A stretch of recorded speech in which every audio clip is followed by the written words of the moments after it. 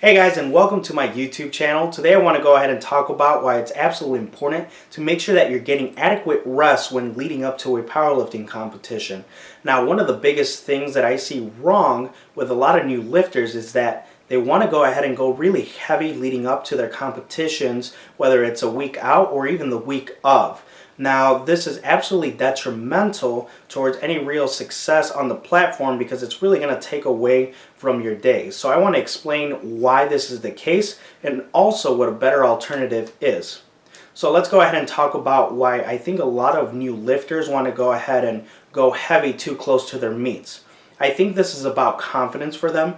I think this is about eliminating any sort of doubts. A lot of the times, if this is one of their first competitions, they're really nervous. So they want to go ahead and just make sure that they conquer those numbers in the gym before they go ahead and they hit them in the platform.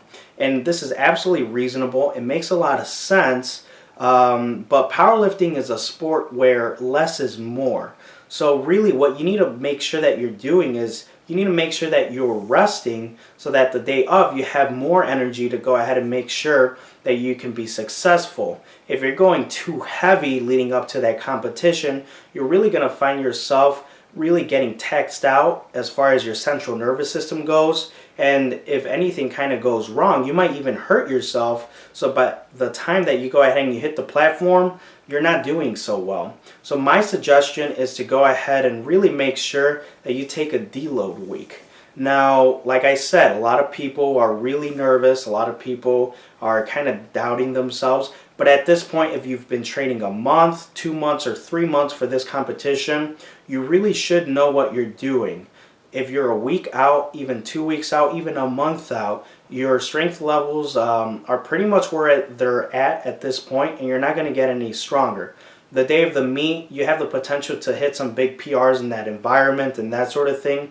But at this point, there's no magic way to go ahead and get stronger, and there's no magic way that you're also going to go ahead and get weaker. So you really kind of just set at this point.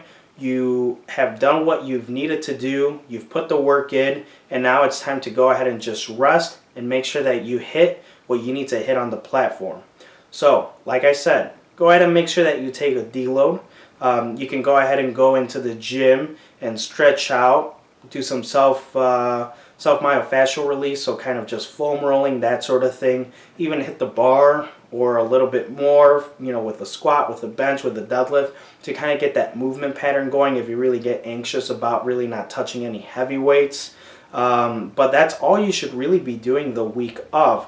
The week before, personally, I like to go ahead and make sure that I hit my openers. So this is a nice medium for me in which I'm not going too heavy where I'm actually maxing out, but I'm also not going so light as to where I feel like I'm not really getting any sort of work in, and I'm not priming myself really well for the meet. So these are some options to go ahead and consider for your next competition. If you are genuinely nervous and you feel like you need to go ahead and go heavier, that's something to go ahead and think about for your next training cycle. Because if you've never gone anything above, say, a triple or even a double in training, and now you're coming into this powerlifting competition and you're kind of just expecting to hit some big number, that's something more with your training programming as opposed to with anything else. So just some things to go ahead and think about.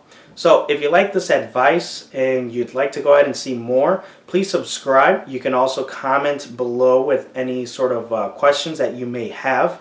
And as always, you can find everything else in my link below with Facebook, Twitter, Tumblr, Instagram, and just about everything else. So once again, thank you guys for your time.